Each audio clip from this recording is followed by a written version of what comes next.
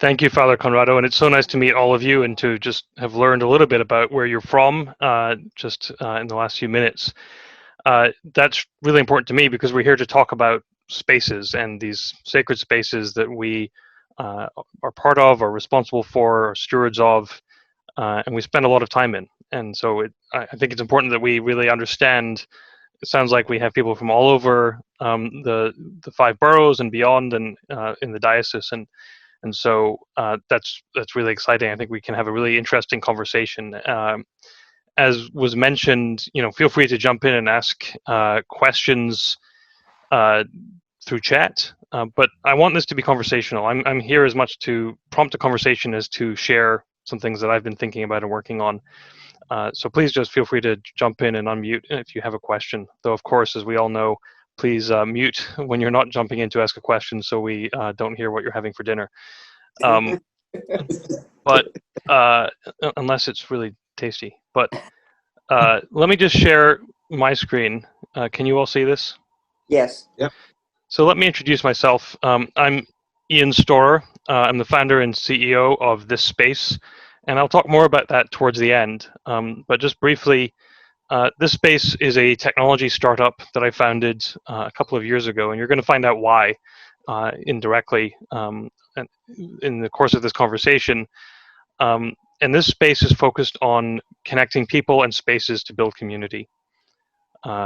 So that's me. I just want to say a few words about who I am beyond that. I'm an entrepreneur. I just explained that I started a technology startup.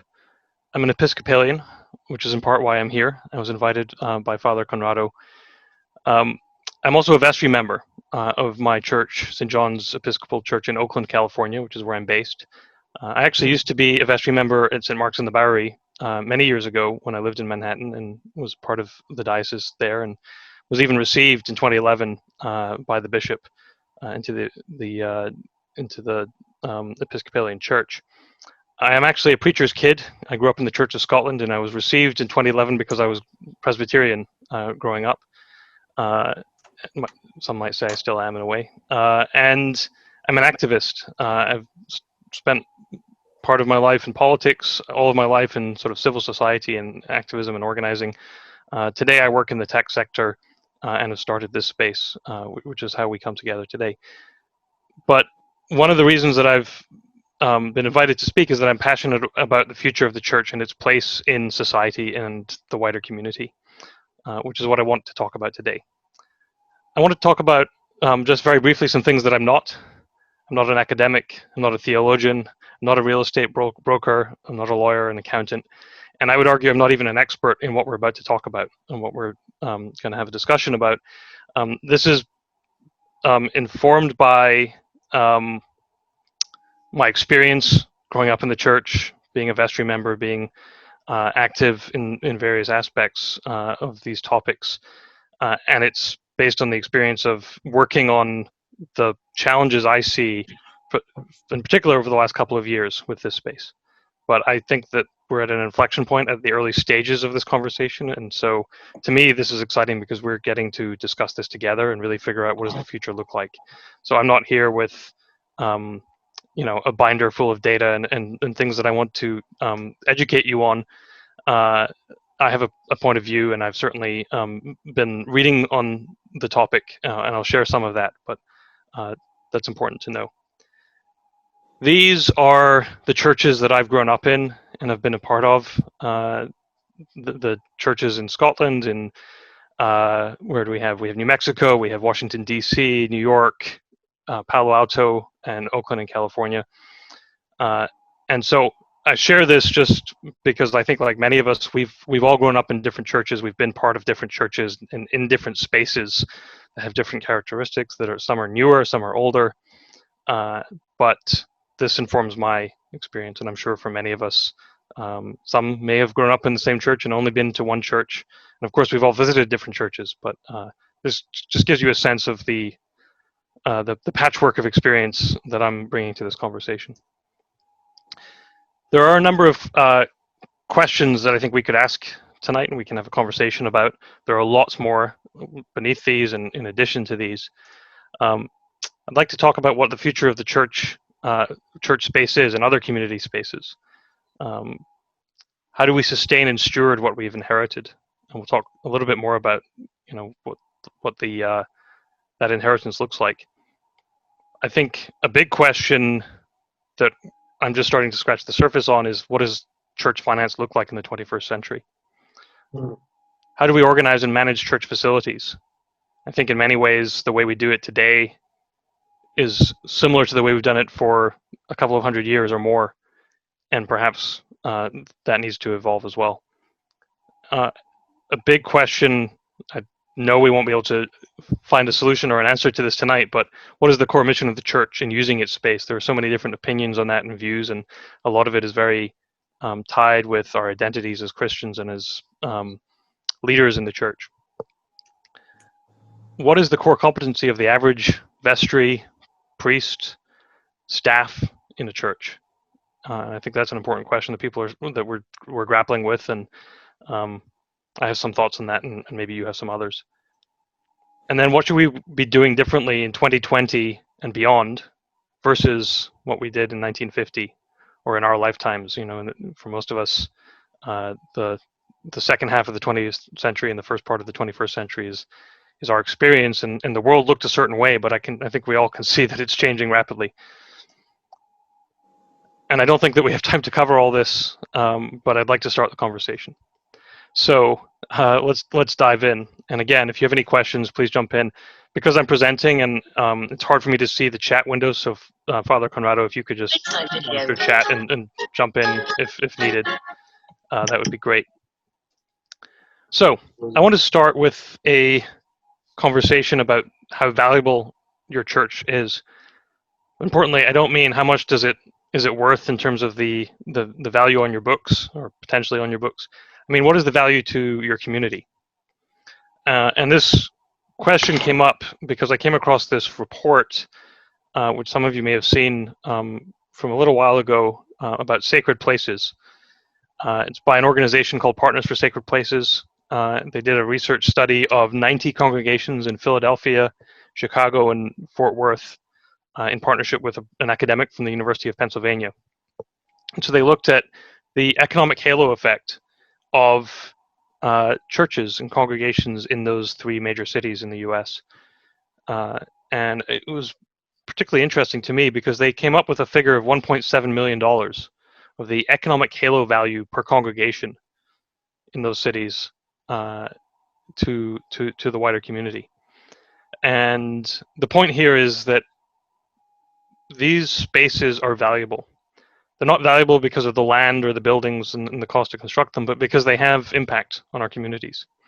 And that is one metric or one way of kind of putting our fingers on what I have been thinking about and working on and what I want to talk about. If these spaces have value, how do we make sure that they are still here 100 years from now? And as we'll talk about, so much has been changing over our lifetimes, let alone the last few years, that I think it's an important question because it's increasingly hard to sustain these spaces. But there is value there, and I think we need to identify those sources of value and then think about what that means as we think about some of the challenges that we face. And there are other ways that we can ascribe value to these spaces. But that's just one example, and it's a really interesting report. I would encourage you to check it out. So that's kind of a starting point. But first, I wanted to have a little bit of an incomplete history lesson. I studied history in college, so I can't help it. But dive into the history. This is just a brief survey, a couple of slides to touch on a couple of topics that I think are important. And I bring this up because I think, while we all have long experience and long perspectives, the church is 2,000 years old.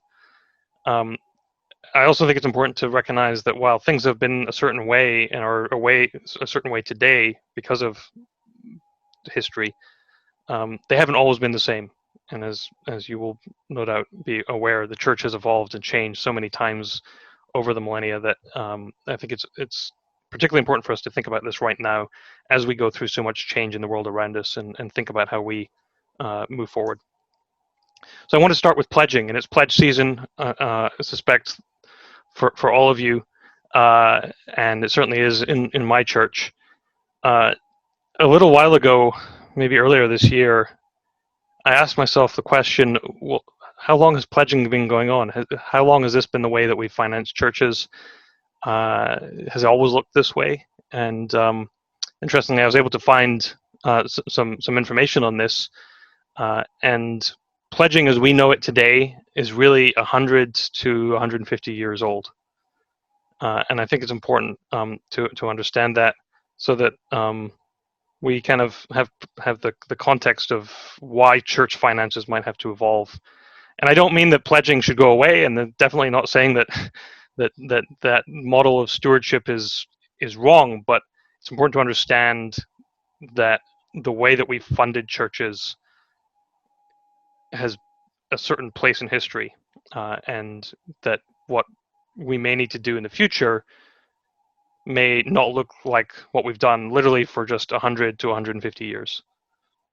So these are some pew rental certificates from the 19th century. One is from actually Scotland. It's from the New Greyfriars Church, which is actually the church that absorbed the church I was a member of in university in Scotland, in Edinburgh, from 1859. And the one below is from St. Bartholomew's Church in New York from 1884. And the point here is, in the 19th century, churches were funded by pew rentals and maybe other sources of funds, but that was the dominant source of funding for churches. And there was a lot of criticism around that. It meant that those who had money could afford the best seats and, would sit up front. In the period from about when these certificates were issued until the 1920s, the modern concept of pledging, of having these pledge cards. This is just a one I found on Google. It's not a one that I've used personally. This one I think has tithing in there as kind of a key concept, which isn't necessarily something that is a big factor in the Episcopal Church. But this really emerged over the period from the 1870s to the 1920s as it became kind of a modern process and a means of financing the church. And so that sort of took over that period of 50 years and really advanced and evolved over the subsequent 100 years until we get to this point. And I get all of this information from a book that I found when I asked myself that question, and I went to Google and found this book. James Hudnut-Boimler, he's an academic, a historian. Right now he's at Vanderbilt, a historian of the church, of the Protestant church. And this book, In Pursuit of the Almighty's Dollar, may not be something you all want to rush out and buy. I found it fascinating, but that's because I'm down the rabbit hole on this kind of stuff. But it takes you through the history of how churches have been funded and built, how they've been organized, and actually his work has. I just picked up another one this week that I will mention later that is particularly interesting. And again, this is sort of the academic background. I don't think it's essential for us all to get into the weeds on this, but it's where I'm getting some of this information from. So, pledging, that's how we've been financing churches for 100, 150 years. We did it differently before. The point is not the specifics of one being better than the other or how long we did it. My point is things have evolved over time in the American Episcopal Church, in the Anglican Church, in the church more broadly for centuries. And I think it would be an interesting conversation how you see that changing or needing to change even in the next few years as you look at your budgets and look at the way that you finance your operations, your ministry, maintenance, and so forth. So I want to also talk about how we built churches in the last 250 years or so, and how they've been used, which is, I think, more important. They've been built and designed for certain uses. So this is St. Mary's in Nottingham in England. Does anybody know why St. Mary's in Nottingham in England is important? Feel free to unmute yourself and say, and I will relieve the tension in just a moment if nobody knows. So in 1751, St. Mary's was the site of the first Sunday school, as far as I understand. And so from 1751 over the next decades and the next century, as the Industrial Revolution took over, churches began to educate children on Sundays to read and write, to know their Bible lessons, to memorize as many as 300 Bible passages a week. By the 1860s, some of you may have seen churches like this. This is the model called the Akron Plan, named after Akron, Ohio, where churches were built and designed to have education wings and education space, so you could have all these classes. If you see the fan of class space, these are just dividers with curtains around a larger space where you could have some kind of group activity. So buildings were built like this for 50 years, maybe 60 years, and then went out of fashion because they were unwieldy and there was poor sound and poor ventilation and so forth. And then other ideas came along. By the 20th century, we started to see churches that looked more like this. This is just a plan. I've removed the identification of the church, but it's a modern campus with a worship center, with classroom spaces, with administrative offices, with parking, with a playground, and whatever the oasis is. So the point is, churches have evolved, the spaces have evolved, and we've thought differently about the way that we use these spaces. Of course, many of us don't have something that was built in the last generation or so. Many of us have churches that look more like St. Mary's in Nottingham, or have spaces that have been maybe refurbished and remodeled, like the ones with the Akron Plan. But we're now faced with the challenge of how do we maintain these spaces, how do we use these spaces, and what are they for? What is the mission of using these spaces?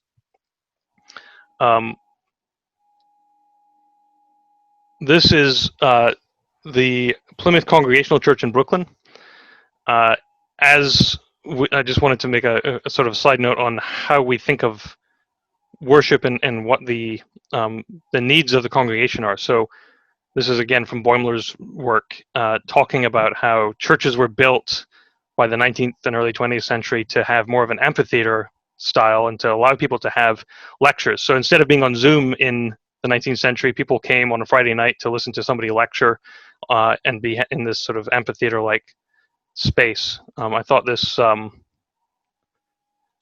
have been the 19th century version of Netflix, perhaps Narthex and Chill. Sorry, that was the one joke I'm going to make. But now we have this as a common occurrence pre-pandemic, maybe even during the pandemic in some cases, in the American church. It's a far cry from probably what most of us are used to on a Sunday, but things have changed, things have evolved, and I think one of the reasons that we're here tonight is that we're not talking about a space that looks like this or one that necessarily has the modern facilities that many churches in the U.S. have in different denominations. So the question to me is, how do we take the spaces we have and what do we do with them and how do we sustain them, and what is the purpose of having these spaces from a ministry and mission perspective? Ian, so, yes, I'll pause there. There is a question. From Father Steve. Father Steve, if you can unmute and ask your question, please. Yes, sir. When you were talking about the pledging system and financing churches, the reason I asked the question back up is, was that a Protestant system? And the reason I ask is, when I talk to my Roman Catholic friends, they have no idea what pledging is or means. So I was just wondering, or like even maybe Greek Orthodox, mm-hmm. or my Jewish friends say they're more into that. They charge for high holy days. That's where they get the bulk of their revenue. No, these are great points. And actually my wife, who's Jewish, asks me all the time, what's this pledging thing? When I was growing up, you were told how much you had to pay and you paid it. um, to get access to be a member. I mean, it was more of a set subscription. So I think it's a great question. I'm not an expert. I'm sure, and I think you're right that pledging has evolved within the Protestant tradition. Tithing is, more maybe associated with the evangelical churches in the U.S., and it's not just in the U.S. I think the Protestant churches in the UK and other places have followed similar patterns. I'd recommend, if you're interested in these questions, Boimler's book. But I think this is part of the question as we think about the future of the church, not just of the spaces, but spaces are sort of wrapped up in our identities and our practices in many ways. What are the ways that they used to be done? What are the ways that they're done today by other faiths? How do we think about how we organize to sustain what we have? And back to one of my first points, to continue to create value in the community, whether it's economic halo effects or just feeding people in food banks or whatever the thing you want to ascribe value to. And I think it has to evolve. So we could get into much broader conversations than just the space, but I think that's a good question. Hopefully that answers it, at least in part. Okay, so I want to talk a little bit about the way we live now, and maybe start focusing a little bit more on space. So as I think about how our space is used in all those churches that I've seen over my lifetime, there's a lot of Alcoholics Anonymous and NAA and coffee of various grades being served in various contexts. Often, on a specific time and in a specific day of the week, maybe a few times a week. In many places, churches have preschools, whether it's run by the church or a nonprofit, or in some cases a for-profit preschool or other educational institution being run out of churches, and I think that's great because it uses a lot of space. It generates a lot of rental income for churches, and it arguably serves the mission of churches. And then, of course, worship. And I wonder, in the description for this this conversation, how often have you heard someone say, or how often have you said yourself, "Well, we have lots going on in our church," and it may be true in some cases that the church is packed, 6 a.m. to 9 p.m. Monday through Sunday. But I suspect that the majority of times when somebody says there's a lot going on in the church, in our church, in my church, it's because there is when they're there. When you show up for your vestry meeting, for your youth group meeting, for church on Sunday morning, you see people and you see stuff happening, and there may be multiple things happening at once, or at least within the time frame that you're there. I asked this at my church, and this is partly kind of the journey I've been on for the last couple of years. And so I did a survey, and I just went around, and when I started with the calendar, I went to our Google Calendar, and I looked at what was happening, what was on the official calendar, and I looked at the space, and I got my tape measure, and I walked around and I measured all the space, and came up with a spreadsheet that figured out, here are all the rooms we have, here's the square footage, so you can get it, depending on how you want to measure it, the percentage or the proportional use of the overall footprint. And here's what's happening. And I came up with some statistics, and I surprised myself, and I surprised everybody that I talked to, including our rector, and said, we use about 25% of our space for congregational activity. And we use another 4% for other activity. So that might be okay. I mean, maybe 29% is kind of average or par for the course, but that begs the question, well, what's happening the rest of the time? And are we really leveraging the space effectively? And we're spending a lot of the money that has been pledged to heat and cool and, do all the other things, pay insurance on the space that isn't being used 71% of the time. So my question is, how do we get to the point where we're maybe 50% of the space should be used for congregational activity? That would be an interesting question to ask. Could we double the space we're using for the congregation, for the core liturgical and other uses of the space, And could we get to 10% of the space being used for the community or for other use? And then, of course, the question is, what would that mean to the income for the church from rental fees? So I'll put that out there as just a data point. I'll keep moving, and if you have questions, feel free to jump in, but there's some other things I want to bring up. Another question that comes up is who manages our space? And the categories that come to mind are obviously clergy, staff. This is just what I thought was a useful image for church staff. And then vestry. That's actually the vestry that I sit on right now. And the vestry I see is kind of a proxy as well for all the volunteers and members, basically the congregation. But these are the categories of individuals who manage and look after the space. And I don't mean pay for it. I mean are responsible day to day to maintain it, to run the space, to determine how it should be used, what the policies are, and who should use it. My question is, as all of these groups are doing more and more, and often with fewer resources, what should they be doing? I know the men's group in my church is frankly aging, and I would be surprised if the average age was under 75. I've been in meetings where I'm the youngest in the men's group with an entire generation between us. That's changed a little bit in the last few years, but I see generations of people who've managed the space, maintained it lovingly, restored different things, installed new stained glass windows and so forth, and they've done it with their largely with volunteer time, but it's harder and harder to sustain, and I think people are starting to step back because they physically can't do it anymore. And so one question I have is, how does this get done in the future? And it's not getting easier, and the demands on clergy is only increasing.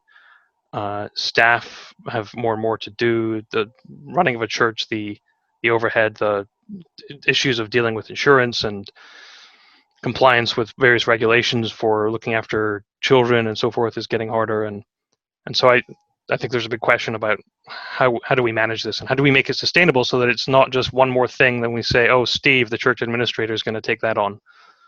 And Steve is happy to do it, but as he's told me, and Steve's a real person, he's not an expert in this, and he'll do it the best he can, but the complexity of it is getting harder. Now on to the boring stuff. With all these spaces, utilities are only getting more expensive, and you're dealing with things like not just energy and power, but making sure you have the right Wi-Fi connection, and security systems, and all these things get more and more complicated and more expensive, and that has to be supported too. Insurance, I just went through renegotiating insurance for our church, and we managed to save some money, but it was a huge amount of effort. It took many years and of many people trying to sort of figure out what do we do and how do we get the right policy. So hopefully we got it right now, but that's a challenge. But then also with external use of the space, making sure that you have insurance, and that if anybody is coming in to rent the space or to use the space, churches don't always know what the right approach is, and many do, and they insist on having a certain insurance policy in place, but it's a huge effort then again on those staff to make sure that, oh, this person's come in and they've issued a certificate of insurance with our name on it, and so there's just a lot of complexity and stuff that needs to be figured out, but again, adds friction and adds burden to those individuals. Maintenance is a huge issue. I took the liberty of taking a picture from St. Mark's in the Bowery.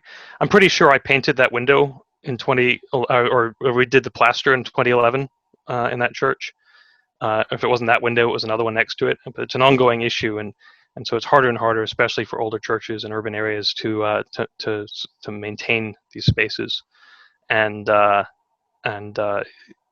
these capital projects are just becoming enormous, and harder to raise the funds from, for the most part, smaller congregations. And then there's the bigger question of taxation, and it's a thorny issue and complicated, and I've spent a lot of time trying to, come to grips with it. This is from Christianity Today, probably not a magazine most of you subscribe to, I would think, but they had a really interesting article a while ago on the tax exemption, and that's actually where I came across the Sacred Places article. But the history of taxation in churches is long and complicated, and I don't want to get into it, but we have to think about property taxes at the local level as we start to do different things with our churches.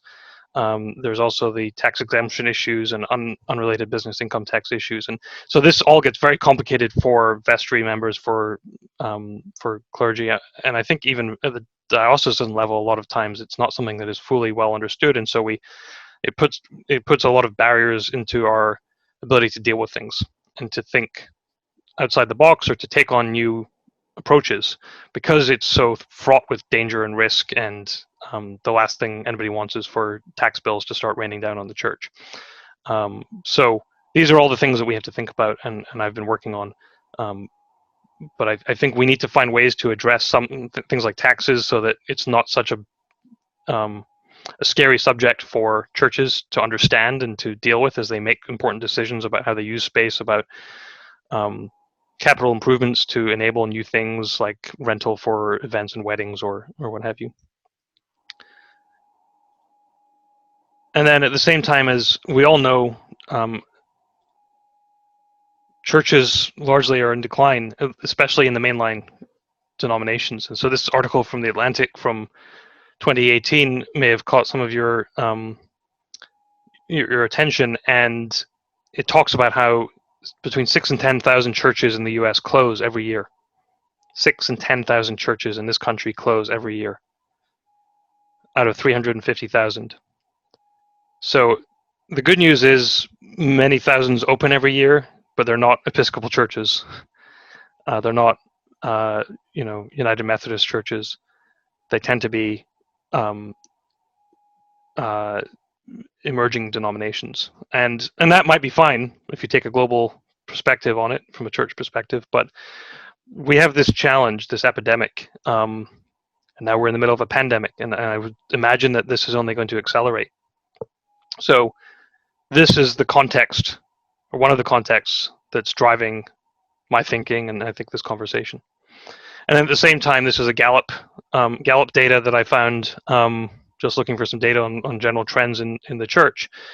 As we all know, church membership is in decline. I don't think anybody needs to go into great detail on this, but you can see here in the last 20 odd years, we've gone from 70% to 50% of church membership in the U.S. And that may look differently in our church versus other churches, but this is the context of what's happening. And so if we think about church finances, church buildings, they're getting more costly, more complicated to run, and we're trying to think about what we do in these spaces, whether it's as a church, as congregations in worship or in ministry programs, or in the way that we engage with the community. These are the contexts we have to grapple with, and we have to put them all together to come up with a kind of a strategy, both at the individual congregational level as well as I think at a denominational and then as a global church level, so that we don't lose those spaces that are, depending on what the metric is, contributing $1.7 million of economic value to the community. And that's not just, we're not talking about selling sneakers, we're talking about education and feeding people and creating space for job training and all sorts of other activities that are really valuable and important, that are kind of around the core of worship on a Sunday morning. I'm going to pause there. This is the end of this section. Are there any questions or comments before we go further? Yeah, and just want to call the attention to the chat. I'll be sharing the latest results of the 2019 parochial reports, the official kind of report that shows practically what you're saying as well here from these other surveys and data, that we are looking at this decline in our congregation, especially in the Episcopal Church. So it is here on the chat room, so you can have access to that as well. Great. Okay, so I do. Sorry. go ahead, please. I think one of the issues you touched on, for example, was taxation, and part of what I feel is that gets to be very complicated, and it gets to be very, again, perspective driven. And by that I mean, I don't know where I heard it recently, maybe a couple of years ago, but this whole idea, I think we are so, I want to use the word afraid. It's like the last thing I think about in my building use is a tax implication. You know, I look at it as, what are we doing as the mission of the church? And you know what? If this is the mission of our church, I think two things. One is we need to have just some resources that are available to us as a diocese, because I can't, in my parish, pay to go get a hotshot tax lawyer. Like $500 an hour. Yeah, and they exist. Mm-hmm. They exist. And you know what? Are we going to be proactive or reactive? That's and sometimes I think it's just, I mean, our local assessor is like, I'm lucky, a friend of the church. Are they going to know, right? What are they going to know about anything? And I think sometimes being proactive is like, no, this is the church and this is what we do, instead of being, to me, is fear-based, right? Oh, if we do this, we may get taxed. I don't even want to enter the conversation that way. I want to say, are we doing a mission of the church? And if we are, you know, that'll do that. That should be it. And, you know, I can't tell you, even on liability with insurance, sometimes I just shake my head. It's like, if I'm going to be worrying about liability with a parishioner, I think we need to rethink who we are. But again, it's just my personality, maybe, too, about how I see things. And I just offer it up as conversation. Sometimes I think the church is too timid in what we stand for. That's all. So, and I'm sorry. I was just preaching. Sorry. Amen. That's great. I mean, I think that's exactly the point. You're touching on some really tricky issues. I mean, I don't know if the phrase you were looking for, but I think it's a third rail that we avoid. And I think one of the things I just want to bring up is, I couldn't have said it better than you did. We have to think in a more sort of, instead of a scarcity mindset where we might lose everything and we might get hit with a tax bill, and the tax bill could be big. I'm not going to lie and say, oh, it's nothing. But we're dealing with some real big issues that are bigger than us and bigger than even our generation, and we have to figure out how do we put, you know, to orient the church, and I use that word sort of intentionally, to orient the church for the next century so that we're still here and doing what the mission of the church is, and you know. So let's move on, but I think it's an important point, and I'm happy to come back to it as we continue the conversation after this. So I started to think about buildings as kind of a source of value, and how do we use how do we turn buildings around from being a source of, being a liability and needing maintenance and kind of a drag on our ability to serve our mission, even if they're listed as assets. But you know, they do tend to drag us down. So how do we think about them as a source of endowment that allows us to do things both practically from having the space to do things, but also as a source of resources, which is what an endowment is. It generates returns that can be used for the mission of the church or the nonprofit, and allow us, in the words of, again, James Hudnut Boimler, as a commonwealth, and something that we've inherited. So this is a statement which I'll read. There are two kinds of churches. One won't exist for much longer. The other will have massive endowments. And I'm not saying this myself. This is from a vestry member who's said this to me, and I think to the vestry. and a very large donor to the Episcopal Church. And I think this is provocative, but I think it's largely true. This is one of the challenges. And so there's the endowment of people give money and goes in an endowment fund and, goes up and down with the stock market. But I think if we can also think about turning these buildings around to do things for us and not just be a sinkhole for utility bills and window funds, which are all important and necessary, but how do we make them produce things that help us fulfill the mission? And then this is from James Boimler again, from the book Generous Saints. And it reads like he could have written it yesterday, I think, but it's from over 20 years ago. He talks about endowments at their best are a form of Commonwealth for what are they, but capital in a particularly moral form. And, it was interesting to me because and this isn't the perspective I had, but maybe this is something that you have had or have felt in the church over the years, that endowments have always been something we've been encouraged to stay away from. And maybe this is not an Episcopalian issue, but other denominations. Go ahead. I said it is. I just sent you a question. And do you want to ask the question? Yes. Well, the question here is talking about endowment. Vestries are scared to use parts of the endowment to secure the future. How would you speak to such fear? Well, I think, it's a discernment issue. We have to decide, it's all very well having an endowment, but if the congregation's dead in a generation and there's one last lady to turn off the light on the way out, but there's $1 million in the bank that nobody can touch, what's the point? So I think people have been afraid, to raise endowments. This is what I'm getting from this book, historically, because it kind of leads us to a lack of willingness to pledge. This is the trap you get into, where you overemphasize one approach versus the other. We don't want people to think that, the endowment and generosity of past generations will look after things and we don't have to worry about it anymore. So I think that is a really great point. And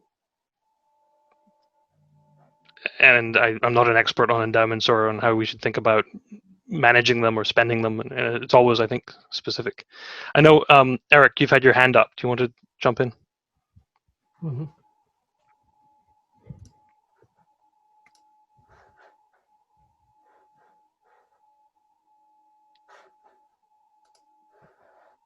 Forgot to unmute. I was just reaching for something. It wasn't a plea for time. So. Okay, I saw your hand up, but it wasn't. Okay, great. No. Anyone else before we keep moving? Yeah, just also, on endowments, the converse can be true too, right? Where you have a good endowment and it's used and it's spent down, and you're not doing all the other necessary fundraising. That's the first. And the second thing is, or the necessary pledging, or your congregation is dwindling. And then the other thing, I've been working with a fella who does really high-end giving stuff. And one of the things he told me now, big donors don't like to give to endowments that just sit there. They really want to have some sort of action for their money, and meeting that, because they think that it's too passive to just have money sit in a fund that does without any purpose, I guess. Well, and if it generates 8% a year and you draw 5 or whatever you might do, that's nice, and maybe that generates a nice amount of money. That could be the right thing. I'm not taking a position on that per se, but I think it's an important question, and we I think generally are not well equipped to deal with that. And then maybe one of the issues is that giving and planned giving in the long term is changed around us. As you think about what's been done by the Gates Foundation. and they're giving away billions in their lifetime. Expectations have changed, and so maybe we're still kind of operating in the way things were done in 1950, 1970 instead of 2020. But I think the thing about buildings is, if they can be a source of value, of income, to be blunt, of revenue for the church, that might be okay if we can use the cash that's available for other things. Maybe it's renovating the buildings to be used in new ways that serve the mission of the church. And I say this because if we lose those buildings, like, there's more cash. There's always more cash out there. These buildings are never coming back. Once they're converted into a loft or a retail store or whatever it might be, we're never getting them back. We all know what the cost of real estate is in the New York area. We're never buying, Fifth Avenue, real estate to replace St. Thomas's if we decided to sell it. Because that's just, I don't even know what the property value of that building would be, but or any of your churches. So these are endowments. If we can sustain them and they can generate income to sustain the mission of the church, and I don't mean turning them into some kind of commercial property that then it just becomes a source of funds, but there's some kind of approach, a middle way of kind of bringing these things together so that we can sustain those spaces and we can be in the neighborhoods, in the Bronx or the Staten Island or Manhattan or New Rochelle or wherever it might be, and doing our work. And in some cases, maybe buildings aren't going to be usable or can't be sustained because there's just too many problems with deferred maintenance. But that's beyond this conversation. I think about St. Mark's and the Bowery sold an entire city block in the East Village in I think it was the 70s, for a few $100,000 because everyone thought Manhattan's gone to hell and it's never coming back, and the rent from these isn't going to sustain us. And now those townhouses are worth $10 million each and could generate tens of thousands a month in rent. But those buildings were sold despite having been the part of the endowment, in my view, of that congregation. Okay, let's move on. I think there's not much more, but I just wanted to sort of bring this to a close as we think about the future. A lot has been happening in the world, as we have known for a long time, and some of it is brand new to us. COVID is changing the way that people work and the way that we live. And I think in some ways, as we see a way out of the pain and the suffering of this time, maybe is bringing us back towards community, as people are not commuting as much, if at all. If you have a white-collar job where you can work from home, maybe that means that we need to serve communities in different ways. And maybe churches and the spaces that we have should be thought of as places that could serve these people who are probably desperate for community, probably desperate for things to do with their families now that they don't have to. I was commuting 3 hours a day until the end of February to my job, and it wasn't much different when I lived in New York. So that's one thing I think we need to think about. How do we also then think about, whether it's because of COVID or because of the economy and things like automation, how do we continue to serve people in our communities who need things like food banks or access to job training or other services? So I think there's a spectrum of things that churches and the spaces that we have are doing now, but we could maybe do more of if we think differently. And then, as wildfire in California where I am, and hurricanes and other weather events are increasingly likely, what does that mean for the way that we live? And I think even, you always hear on the radio, at least out in California, a wildfire has, forced people to evacuate, and you can go and take refuge in a church somewhere, or there's, food and blankets being set up in some community center. I think there's an opportunity for us to not be as reactive, but to create a network of spaces that can be used. And sadly, this is only going to get worse in the foreseeable future. So I think to start to wrap things up, that churches can be thought as new community centers. And my question is in the 20th century, in the 19th century, we thought of churches as community centers for educating children, as we built Sunday schools for the first time, for providing social activities on weekends and in evenings, whether it was educational or outings, picnics, and so forth, for a growing immigrant population in New York and across the country. And so we built facilities to provide space for that. So what is the mission of the church in the 21st century, and what does that mean for us? I think reimagining what happens around that to serve the community. So there are different layers to this. Can we turn our spaces into financial engines for congregations, not just liabilities? Can we cover the cost of running the church and operating the space through certain activities without losing our ability to hold worship and to hold all of the core mission programs that we need to? And then taking the burden off of maintenance from pledging. I think we might see more interest in pledging if people felt better about what the pledge was going to, and not just covering the cost of staff and the photocopier and utilities and whatever we can afford to divert into a maintenance fund. And in some cases, I wonder if churches should start to become their own tenants. Instead of thinking of a congregation of 15 people that used to be 150 trying to hold on to a building, maybe that building should be turned into some other kind of space that on a Sunday and at certain times of the week, that congregation has sort of first access to and manages the space through, some subcommittee or some other activity. But we need to think outside the box a little bit. I know of, to the earlier point, a couple of congregations at least that are almost out of their endowments. They're spending them down, and at least one of them will have to close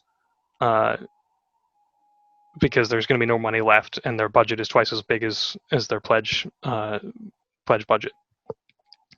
But it's a beautiful space, and there's huge opportunity. So rather than have it sold to another denomination or a property developer or somebody who wants to open up a retail space, how could we think differently about how we manage that? That's leads to the point about new models for managing the space itself, instead of just saying, well, that long-time volunteer who's retired is going to be able to do that for us. What should our people do? What should others do? And this is self-serving for me, but what should we do with technology? And what can we automate to make new things possible and lower the barriers? And I think insurance is an area that we could think about too, so that we're not worried about liability, and there's just an easy way for us to handle that, so that when we have ideas of what to do, we don't have to spend months negotiating with large, commercial insurance brokers. So just a few quick words about what I'm doing. I'm building a technology marketplace for booking space and to rent space in churches. And eventually we'll then develop a network of support services to help to find and share finance staff, office services, maintenance and supplies, and other things. And I'm doing this because I realized I saw this need myself and realized that we need to think differently. And because I work in technology, I thought, wow, there's a lot that's gone wrong with technology in recent years, and it's not helping the way that we live as a society, despite the promises. I still think that there are some things that we could do that could really shift the sort of the gravitational center off of the shoulders of individuals and create some infrastructure that would support the churches to do more with what we have and perhaps find a way forward. So that is this space, and I'll just close with saying thank you. Oh I'm my happy gosh, to I'm stick missing around. my whole thing. Holy smokes, I was doing like a thing. Oh. Okay. So thank you all. And I'm happy to stick around and answer questions and continue the conversation. I think the conversation and the questions we've had have been great. But it's evening in New York, so you may have dinner, but I would love to continue the discussion. And feel free to reach out, Ian at usethispace.com, if you have any questions or want to continue the conversation after this evening. Thank you, Ian. I think this is Ian, opportunity as well to kind of interact a bit more. There are some specific questions and some ideas that have been coming up here on the chat. Mm-hmm. And I think there is some conversations that will continue to happen, especially around strategic planning. There was something that I would like to invite Tori to talk about a bit more about this reality that they are looking into and experiencing in the outer parts of out of the city. You know, what are you looking at in of buildings and congregations and all that, maybe so that we can open up this venue for conversation as well. Sure, that'd be great. Thank you. One of the things that I'm finding in lots of the smaller towns is that each smaller town of any kind of size has its own church, which of course developed as the hub. People walked to church or rode their bikes possibly, but it was a part of the community center. But since we are so used to driving places now, many people, actually even in one of the small town churches I serve, people come from 20 minutes away. So, but they pass another church. So if in fact some of these small churches consolidated so that their buildings were potentially, Ian, the way you were describing, used for the community, that they were given over to the community for the 12-step groups or the scouts or whatever was needed in that area. And I love the idea of keeping it available to the church, especially for funerals or baptisms, to keep legacy things going. But then, in fact, the worship center for a region was one of the larger churches. And so the maintenance wasn't all a burden in all of these little places. Just a thought.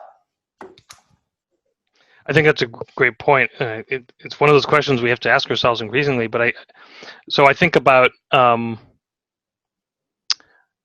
church that I went to in high school and during college. You know, it was a small, aging congregation, and it closed after I graduated and was at a different church. But it merged with another church nearby.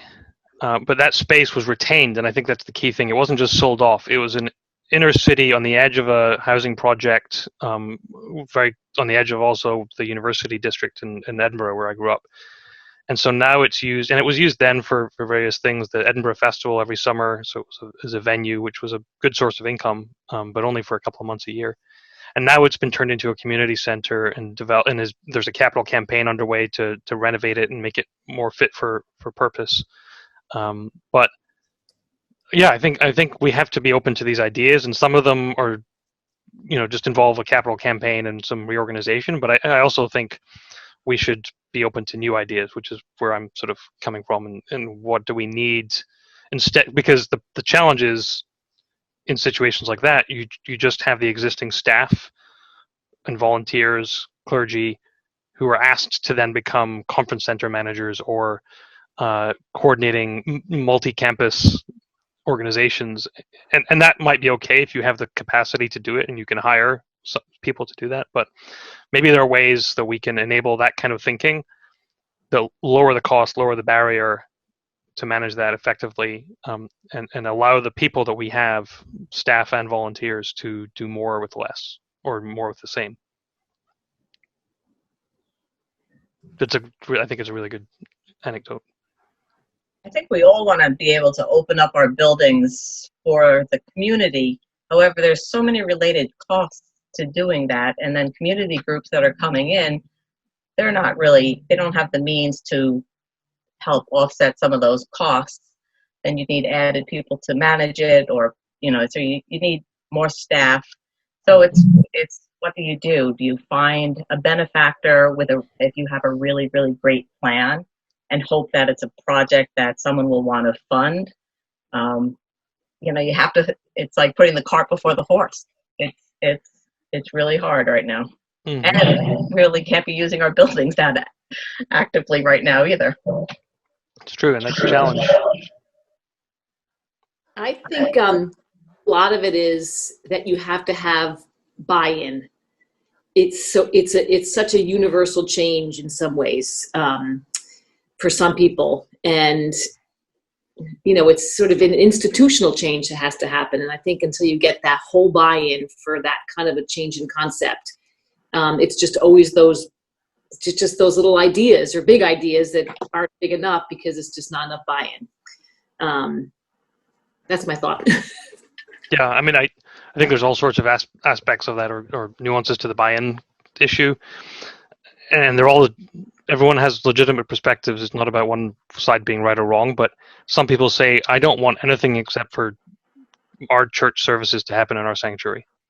Not even, the nonprofit choir that's secular coming in, because this is our sacred space, and that is a legitimate perspective.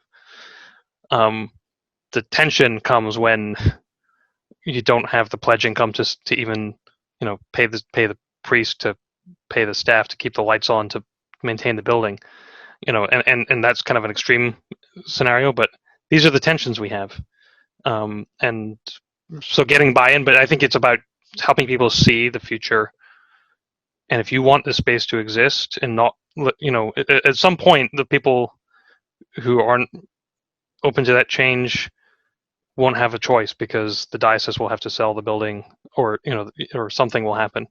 There won't be a rector anymore. And it's almost harder when you're not in a crisis mode, because it's harder to sell the concept when it's not, we'll have to do something. But you still have these beautiful empty spaces, and you think, wow, they could just be used for so many wonderful community things. And I mean, I go back to St. Mark's. I don't think there's anyone on the call from St. Mark's, but St. Mark's in the Bowery, one of the oldest churches in New York, the oldest site of continuous worship, but they've done a great job by bringing in partner organizations, Dance Space and Poetry Project, and various nonprofits who, in some cases, have permanently or fully taken over space, so that it's not available to the church, but it generates a really significant portion of the operating budget of that congregation, partly because at one point, 20 years ago, there were 15 people on a Sunday. When I was there, it was more like 150, but that has been the lifeblood and all the things that happen through the week in that congregation, and they still have huge capital needs and so on. So but they've been able to set those things up so that they could manage, because they were at such a low ebb. But avoiding getting to that point is one of the challenges. I see Hal waving. Yeah, thank Yes, you Hal. for this presentation, and thank you for Victor for making it possible. For me, one of the kind of variables that I'd like to throw in is capacity. So as someone with a real estate background myself, before being ordained and then being involved in this and being entrepreneurial, I don't think it's at least from my experience, it's not necessarily the ideas that are the hardest part to sell. As the sole priest in a parish of 100 people on, ASA of 100, which is about a third of the church, I mean, there's just not the capacity to move these ideas and things forward. I'm doing 50 billion rolls as it is, and now I got to add this on top, and it's just not feasible, right? It's just I agree. We've got to develop capacity, frankly, at like the diocesan level to do this. And I think, personally, this is just my view on the table, I think we've got to be engaging in strategic planning, diocesan-wide strategic planning. It just, interestingly, as the dean of my clericus, the other Episcopal members of my clericus, the 12 members, are bringing it up on their own. Like, we were doing this years ago, and we kind of put it aside, and now people are back to it. And so I wish I had something better, smarter to say. I don't know what that means. I don't know what the solution is. I just know it is frustrating for me to hear such excellent ideas and exciting ideas, but not have the capacity to kind of move them forward. So that just feels like another thing to grieve over, and that just stinks while, you know, I'm grieving over so many things right now. But thank you. I mean, the ideas are great, and I think it's the future. But how do we get there without capacity? Well, I think you've hit on exactly the right point. It's not the individual priest, vestry, congregation. I would argue it's not even the individual diocese that can solve this. I mean, a diocese like yours could, because you're pretty well organized and you have someone like Father Conrado who's, you know, thinking this way. But I think that we have to think also, you know, across denominations and not just within the Episcopal diocese, to find some things that don't have to be solved by every single church or every single denomination, and then what are the things that we really need to focus on, which is your particular mission, your particular view of what it means to be, you know, Christians in the world. And then there are other things that are just, I mean, to sort of boil it down a little bit simplistically, what are the things that should be a utility? You know, most churches these days don't have their own power plants, but they did at one point if they had power. And how do we solve some of these problems once for all churches? Yeah. But it's very complicated, and I think somebody with your background would know that better than I do, because again, I'm not a real estate broker. I don't have a background in that. What I do have is experience as a vestry member, banging my head against the wall to figure things out. You know, how do we solve these problems?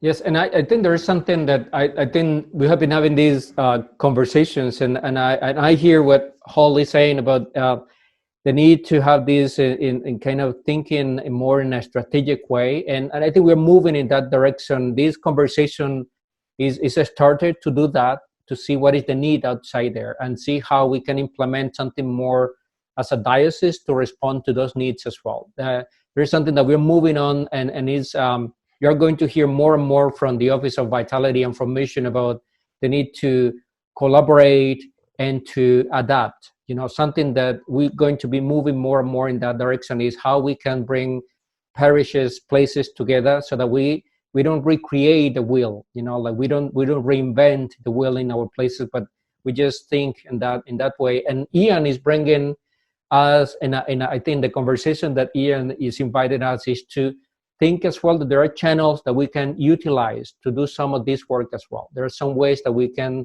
not reinvent again the wheel, but more implement what is outside there and how we can create that connectivity, you know, that collaboration part. And the months to come, and especially during convention, we are going to be launching this program, Episcopal Futures, and Episcopal Futures will be connecting us to that desire to do more on the side of collaboration and adaptation, as well as we move on as a diocese as well. I think we've addressed the questions in chat. If anyone hasn't had a question answered, please feel free to point that out.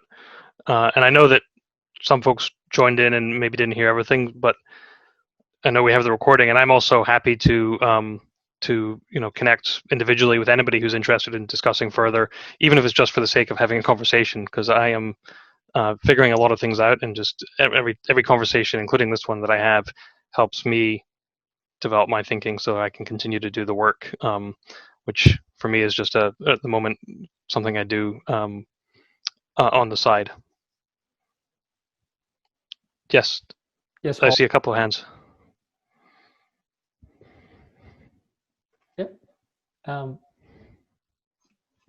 Feel free to unmute or saying goodbye. Okay. Mm-hmm. Yeah.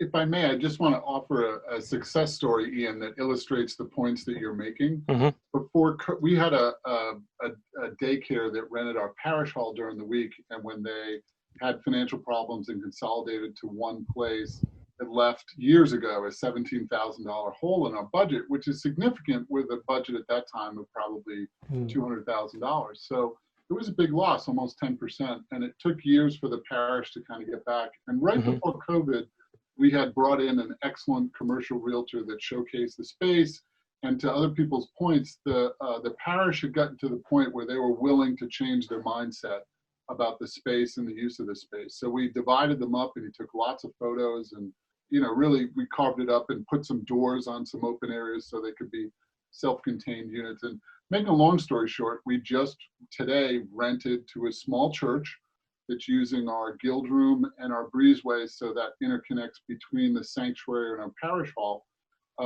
They're bringing about 25 people a week. We cleared out all the this would have been a big deal, like cleaning out all the furniture and storing and throwing some stuff out, but not in COVID, where we need to maximize 6 feet.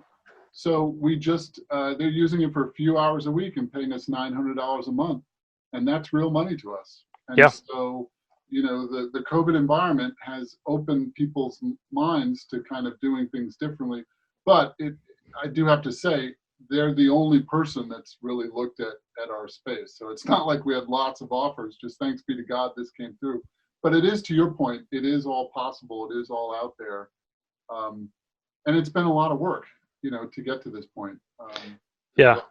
Well, so my congregation is trying to we have a preschool that was supposed to open and was delayed, and then COVID hit, and now we're trying to figure out, can we get them in, because it was a huge hole in our budget too this year. We've been okay. The PPP loan has really saved us, but so we're not looking at cuts to staff or anything, but these are really big challenges, and our strategy had been to really focus on how can we bring rental income that way. We're fortunate in that we actually have some residential properties contiguous to the church that we're able to rent out and get income from, and have had some in the church, after school kids program and some other things. But when these things go, it's a real blow, and finding them again is really hard. And I think this is one of the challenges as a diocese or as a church. We need to figure out, how do we solve the visibility problem? If nobody knows that this space is available and you have to go out and hire a commercial real estate broker, that's a big barrier. There's barriers on both sides, barriers for the church and barriers for the people who are out there, who, if they could just find out that there is somewhere available for $25 for an hour if you wanted to hold a meeting, or if you wanted to run a preschool, there's some existing preschool space that's available for $900 a month, whatever it is. Those are the things that we need to solve for, I think. It's interesting to me that one of the things, so I'm from Ascension on Fifth Avenue. Mm-hmm. And one of the things that's interesting, we've been having Zoom church ever since March. Mm-hmm. Mm-hmm. And more people are saying, but the church is us, it's not the building. Yep. And there's actually less interest in the building than there was before COVID. So it's just, the people really want to come back and have the Eucharist, but it's about the service, not about the building. Yep. And it's just interesting the way to get back to the very beginning of what you talked about, it shows you how different the world is. Mm-hmm. Yeah. I think it's in an awful way, it's created an opportunity for us to rethink the way we live as Christians, as churches.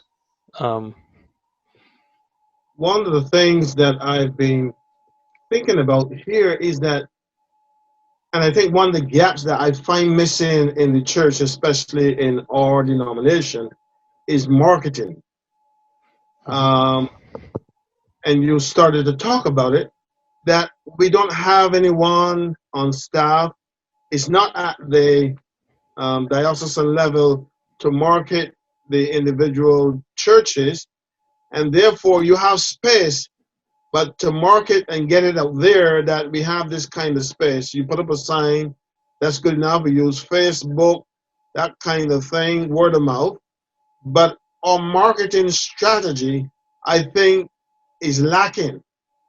And that really is a hindrance to the utilization of a lot of our spaces. So, I have space here that I've been working with movie companies to rent the space for movie shoots, but they have some particular disruptions that they want to do. And then you have to ask your question, is it worth it for them to disrupt the worship space in the manner that they want to do it or not. So there are lots of areas, but marketing is one of the things that I think is missing in our strategy as a church. Yep, I think it's very true. And I think there's something in the conversation as well. I think that moves into this. What we are doing right now is to think and that in a way that we collaborate, in the sense that there are some venues that we can bring that information in and say, where do I make this available to the community? How do I make people know that I'm renting this space?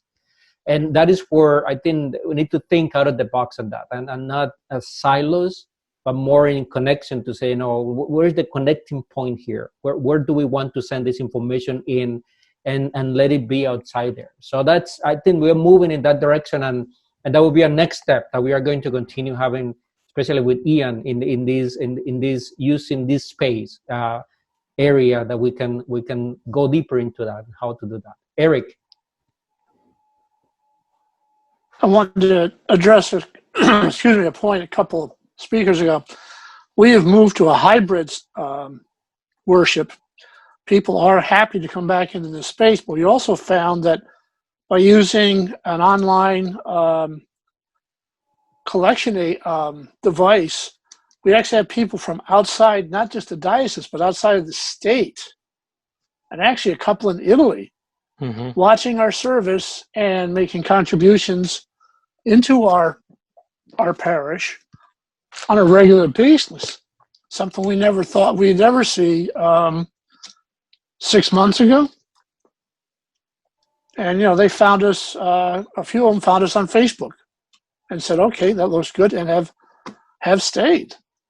And we have that too. It's not a lot, but it's much appreciated.